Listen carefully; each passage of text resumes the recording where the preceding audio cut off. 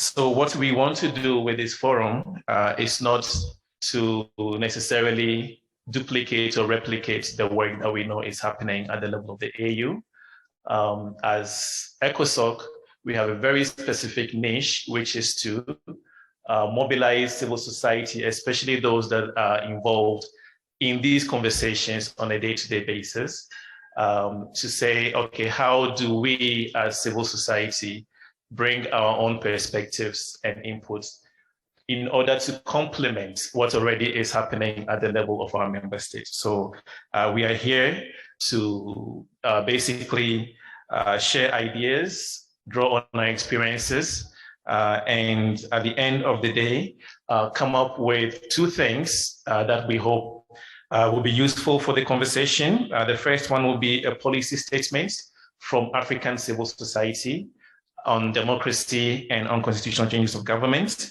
And then the second outcome will be a program of action that will identify all of our respective roles and responsibilities, especially from our vantage point as civil society. What can we do from where we sit that will benefit and advance the work of the African Union in reversing this unfortunate tendency that we seem to be observing towards military coups. Distinguished ladies and gentlemen, we have an agreed set of values and principles as expressed in the African Union Constitutive Act, in Agenda 2063, in the African Charter for Democracy, Election and Governance, the Peace and Security Protocol, and the African Charter on Human and People's Rights, among many other legal instruments of the African Union.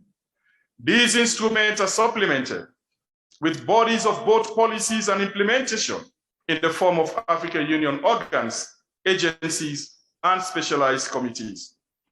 All these, however, cannot be effective, nor will they yield the fruits of the seed sown by our forebears, should they not translate into the reality of our daily life in each African citizen's context. To this end, the importance of the principle of a people-centered and people-driven African Union cannot be overemphasized enough.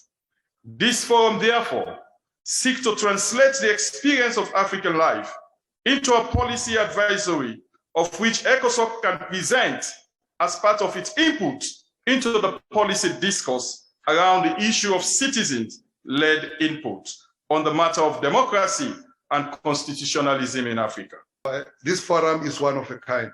Not only is it taking place in Zambia, a country which has successfully had peaceful transfer of power since the reintroduction of multi-party elections in 1994, and serve as a role model for democracy on the continent.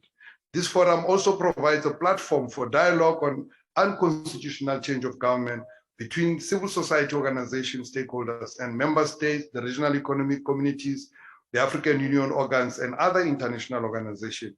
This is a critical process in restoring the voice of African citizens in conversations and decision-making on unconstitutional change of government. As stated in the African Union Constitutive Act, let us always remember that the African Union is and must be a union of the people. And this meeting affirms our commitment to that agenda.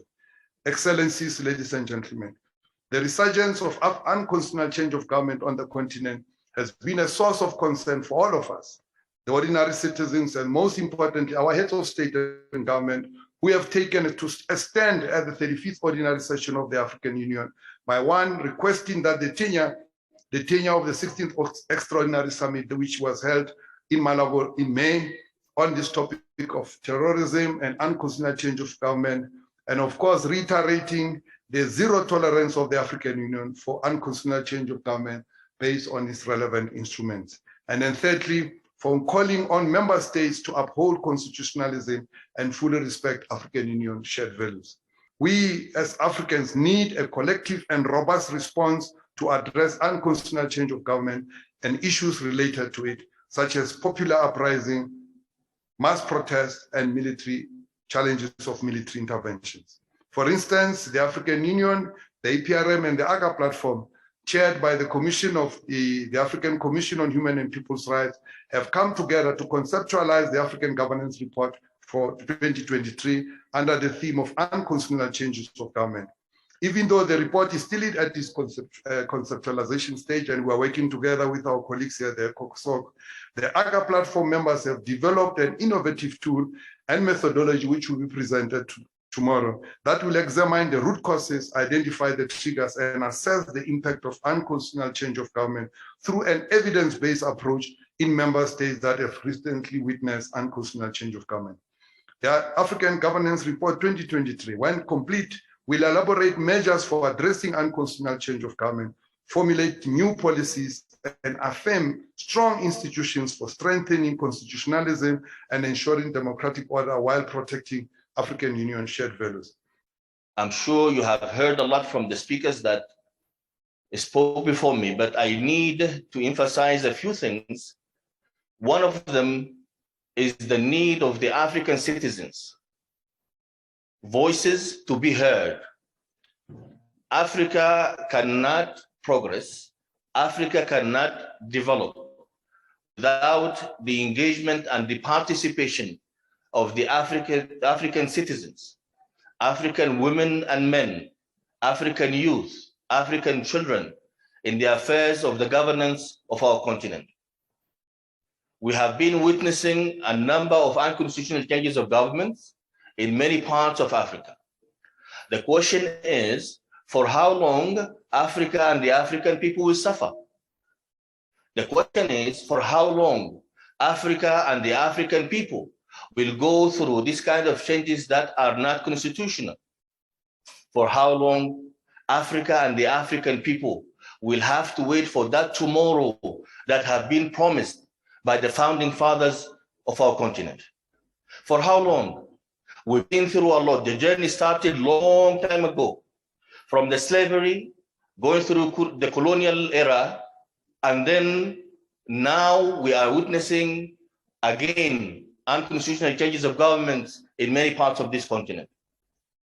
So that is why, as African Union, we are here today to listen to you, to your voices as African citizenry, and to listen to your ideas and thoughts on how the unconstitutional changes of government will never be emerging again on our continent.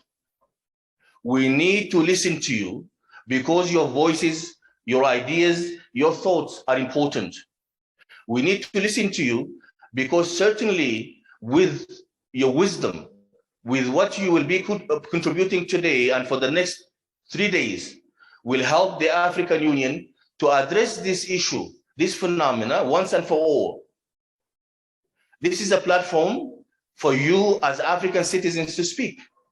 And once you are an African, you are the African Union. And because you are the African Union, we're here to listen to you more than to speak to you. Because this is your platform, the platform that will enable you to share your ideas and thoughts about how this phenomenon of Africa, of unconstitutional changes of government, will be addressed. Je voudrais donc tout simplement, dans cette prise de parole, partager 3 remarques.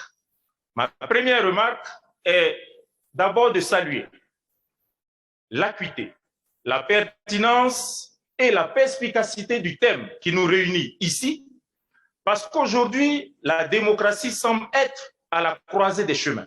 Mes prédécesseurs l'ont souligné, nous avons dans certains États des changements inconstitutionnels de gouvernement, nous avons des coups d'État, mais nous avons de manière plus globale ce qu'on pourrait appeler une crise de la démocratie, une crise de gouvernance, une faillite des États et un sentiment qui oscille souvent de l'optimisme au désenchantement dans certains États. Et aujourd'hui, heureusement, grâce à votre action, vous, organisations de la société civile, représentants des institutions ici présentes à cette rencontre, un optimisme sur le continent, bien que toutefois mesuré. Je pense que c'est donc un moment opportun pour nous de réfléchir ensemble sur les dynamiques de la démocratie, mais à l'aune de la participation citoyenne, à l'aune de l'implication de cet acteur important qu'est la société civile. Je vais tout à l'heure, lors du panel suivant, partager un pan de la manière dont nous travaillons avec la société civile Et comment est-ce que vous, organisation de la société civile africaine, êtes à mesure d'apporter une valeur ajoutée à la perspective de développement inclusif et de croissance inclusive que nous apportons sur le continent? Mais d'ores et déjà, je puis dire que la société civile est cardinale en ce qu'elle permet la participation de la voix des sans-voix, la participation des acteurs depuis la base de la pyramide pour que les préoccupations des citoyens soient prises en compte justement dans ces politiques de développement que nous avons. La société civile apporte également la transparence, elle apporte des mécanismes de redevabilité, elle apporte également davantage d'impact dans les politiques de développement. Et à cet égard, je pense qu'il est important que la voix de la société civile africaine soit promue, valorisée et passée à l'échelle. Your Excellencies, ladies and gentlemen, my colleagues in the civil society, when we talk about democracy, good governance, respect to human rights, respect to the rule of law, and when we talk about, we are seeing, the emergence of military coups in Africa. The question we need to ask ourselves, and I hope my brother Emmanuel, the chairperson of the Peace and Security Cluster in ECOSOCC, will look at this also. What is it that is not happening? You may blame the soldiers for taking power, but we are forgetting that soldiers are also citizens of a particular nation. And when they are pressed, when there are issues, they must find an exit route. Now, when we say that we don't support military coups, but we are not addressing the root causes of this, which is governance, then there's a challenge that we need to do it. Now, who has a role to play? The civil society, because we know what is ailing us. We know why soldiers are taking over. We know why certain countries are behaving the way they're behaving. That short note, I want to declare this meeting officially open and look forward to a very fruitful and robust discussion for the way forward. Thank you.